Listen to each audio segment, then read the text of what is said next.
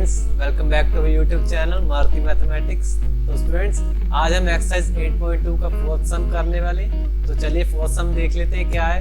तो फोर्थ सम की स्टेटमेंट है, state whether the following are true और फॉल्स, जस्टिफाई योर आंसर। तो ये हमें 5 क्वेश्चन दिए हुए हैं, इनमें से हमें ट्रू और फॉल्स बताना है, और ट्रू और फॉल्स बता के उसमें क्या है, हमें जस्टिफाई भी करके बताना है कि ये ट्रू या फॉल्स कैसे आए। ठीक है, तो चलिए पहला सम देखते हैं कि पहला सम हमें कैसे सॉल्व करना है। तो हमारा फर्स्ट क्वेश्चन क्या है, sin a plus b is equal to sin a plus sin b। तो हमें ये बताना है कि ये ट्रू है या फॉल्स। तो चलिए इसका सोल्यूशन करते हैं पहले। तो अब सोल्यूशन हमने किया,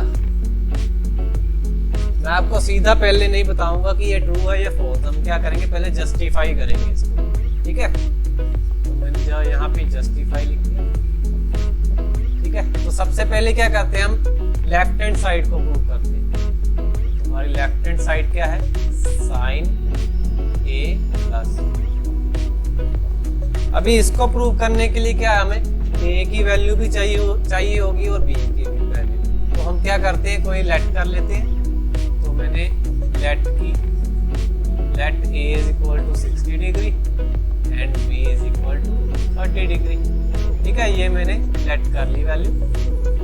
कोई भी वैल्यू आप लेट करके देख सकते हो। ठीक है, तो यहाँ पे मैंने किया, यहाँ पे मैंने a प्लस b की वैल्यू पुट की।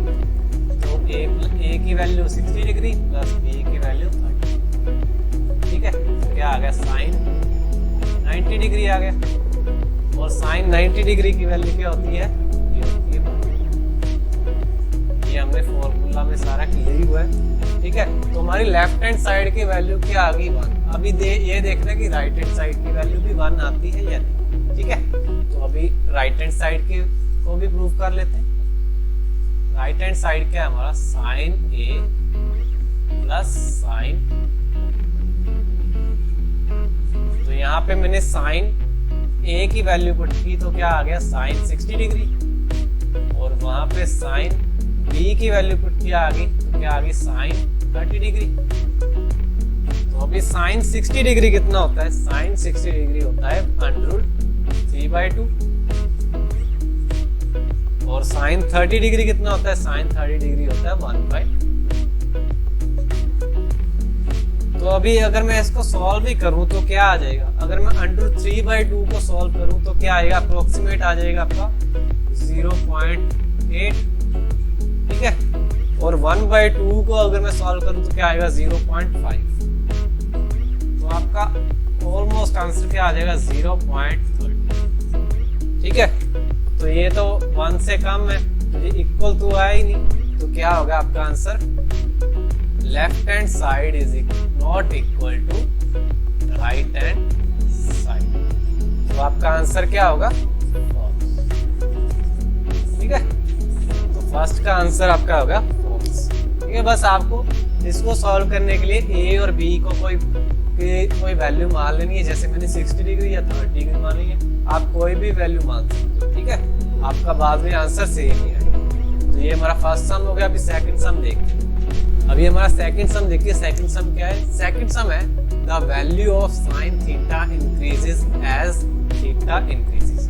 तो अभी इसका सॉल्यूशन देखते हैं। तो इसका आंसर वैसे ऑब्वियस है, मैं आप लिख देता हूँ, क्या आएगा, ट्रू आएगा। कैसे आएगा वो मैं आपको बताता हूँ।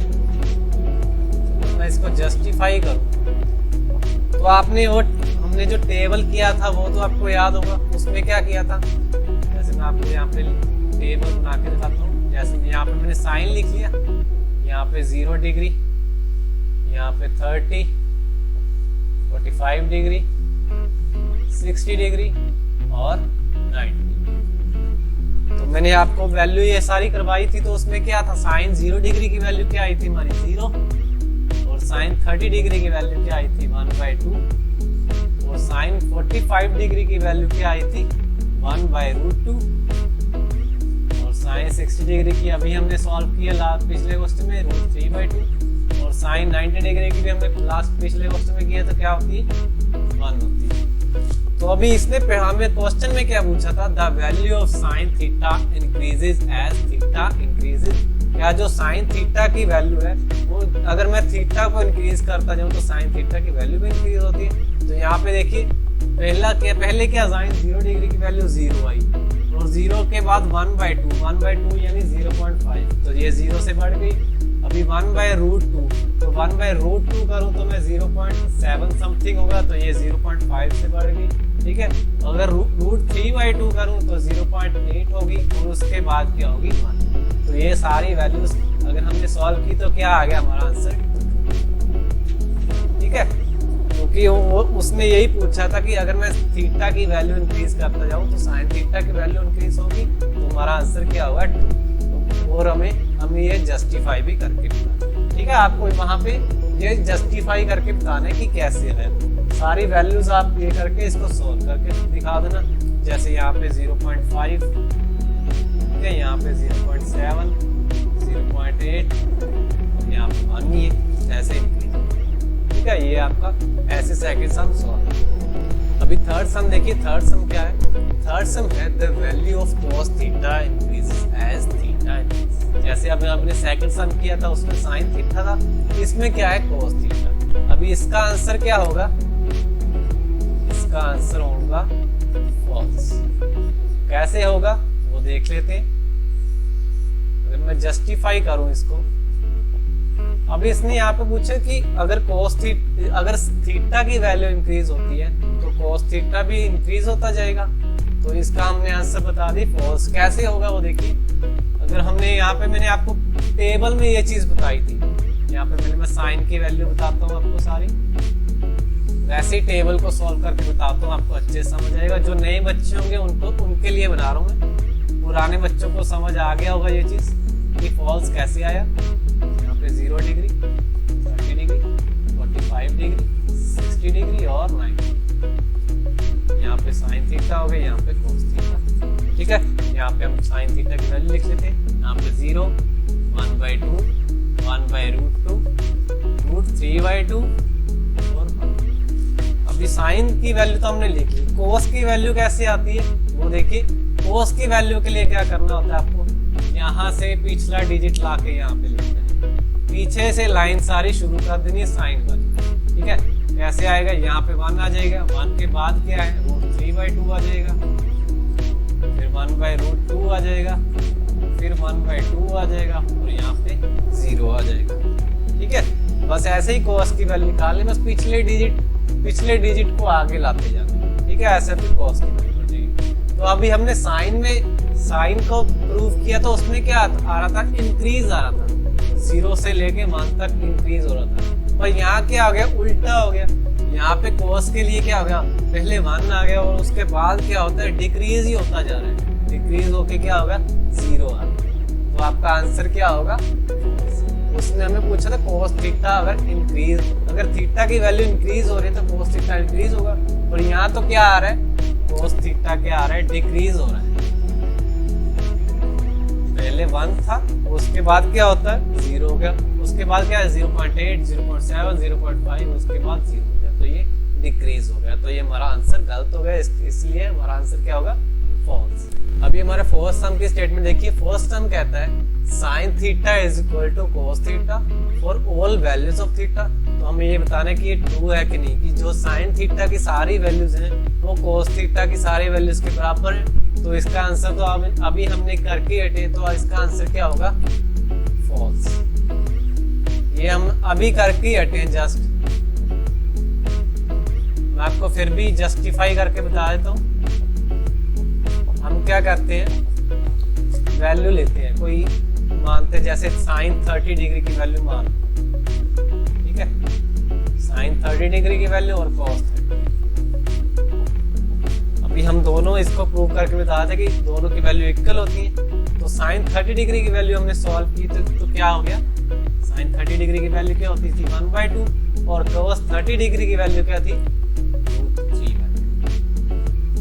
तो यहाँ पे क्या हो गया, ये दोनों तो इक्वल ही नहीं है, left hand side not equal to right hand side.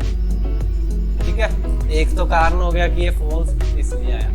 बस ये क्या होगा, जो साइन और cos थीटा की वैल्यू ना बस 1 डिग्री पे मैच करती है। साइन 45 डिग्री और cos 45 डिग्री, क्योंकि sin 45 डिग्री की वैल्यू 1/2 होती है और cos 45 डिग्री की वैल्यू भी 1/2 होती है।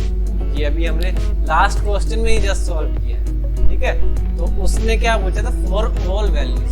अगर पूछता कि एक वैल्यूज के लिए, ऑल ना लिखा होता, फॉर वैल्यूज ऑफ थीटा लिखा होता, तो हमारा आंसर क्या होता है 2। और यहाँ पे क्या पूछा उसने, ऑल वैल्यूज। तो ऑल वैल्यूज के लिए तो ये गलत हो गया, क्योंकि साइन 30 डिग्री और cos 30 डिग्री की वैल्यूज तो अलग अलग आ रही है। बस 45 डिग्री पे ही जो है इनकी वैल्यू सेम है, ठीक है। तो ये आपका आंसर क्या आ जाएगा, फॉल्स। तो वहां आप क्या कर सकते हो, पहले जस्टिफाई करके भी बता सकते हो अगर आपको आंसर नहीं पता। अगर आंसर पता है तो पहले फॉल्स लिख के बाद में जस्टिफाई कर बताना, जैसे मर्जी कर लो, आपका आंसर सही हो जाएगा, ठीक है। अभी लास्ट फिफ्थ सम रह गया, फिफ्थ सम को भी सॉल्व कर लेते हैं। फिफ्थ सम क्या कह रहा है, cot A is not defined for A is equal to 0। तो इसका सॉल्यूशन देखते हैं। यहाँ पे क्या करना है हमें, यहाँ पे हमें cot A दिया हुआ है, यहाँ पे हमें cot A की वैल्यू, यहाँ पे हमें A is equal to 0 degree दिया हुआ है, तो cot 0 डिग्री की वैल्यू निकालनी है। cot 0 डिग्री की वैल्यू निकाली, तो cot की वैल्यू देखिए किसका रेसिप्रोकल होता है, ये होता है tan का रेसिप्रोकल। तो मैं ऐसे लिख सकता हूँ 1/tan 0 डिग्री। tan का रेसिप्रोकल ही होता है ना cot, तो हम इसको ऐसे भी लिख सकते हैं। और tan 0 डिग्री की वैल्यू क्या होती है, 0 होती है। और 1/0 क्या होता है, इन्फिनिटी होता है। 1/0 क्या होता है, तो क्या आ गया, cot A is not defined। यही तो हमें बताना था, क्या आ गया इसका आंसर, ट्रू आ गया, ठीक है। ये हमारा क्वेश्चन सॉल्व हो गया, ठीक है। यही पूछा था ना उसने कि cot A is not defined for it A is equal to 0 degree, मतलब उसने कहा कि इन्फिनिटी इसका आंसर आ रहा है कि नहीं। अगर मैं A को 0 डिग्री पुट तो हमारा आंसर क्या आ गया, इन्फिनिटी आ गया। यहाँ पे मैं सही करके इन्फिनिटी आ गया, ठीक है। तो आपका आंसर क्या होगा, तो ये हमारी 8.2 एक्सरसाइज यहाँ पे कंप्लीट हो गई है। और इस एक्सरसाइज को जो है, कुछ भी अगर आपको कोई भी डाउट है, आप मुझे कमेंट सेक्शन में जरूर बताना। और कमेंट सेक्शन में मुझे ये भी बताओ कि आपको मेरा पढ़ाने का स्टाइल कैसे लग रहा है, कुछ आपको कमी लग रही है या नहीं लग रही, कुछ भी आपको प्रॉब्लम है तो मुझे जरूर बताओ, ठीक है। तो यहाँ पे हमारी 8.2 एक्सरसाइज कंप्लीट हो गई है। इसके बाद हम जल्दी से जल्दी 8.3 एक्सरसाइज को भी खत्म कर देंगे और जल्दी से जल्दी इस चैप्टर को खत्म करके आगे बढ़ेंगे। तो यहाँ तक आपको अगर कोई भी प्रॉब्लम आई तो मुझे कमेंट सेक्शन में जरूर बताओ। तो चलिए मिलते हैं हमारी नेक्स्ट क्लास के साथ। Thank you.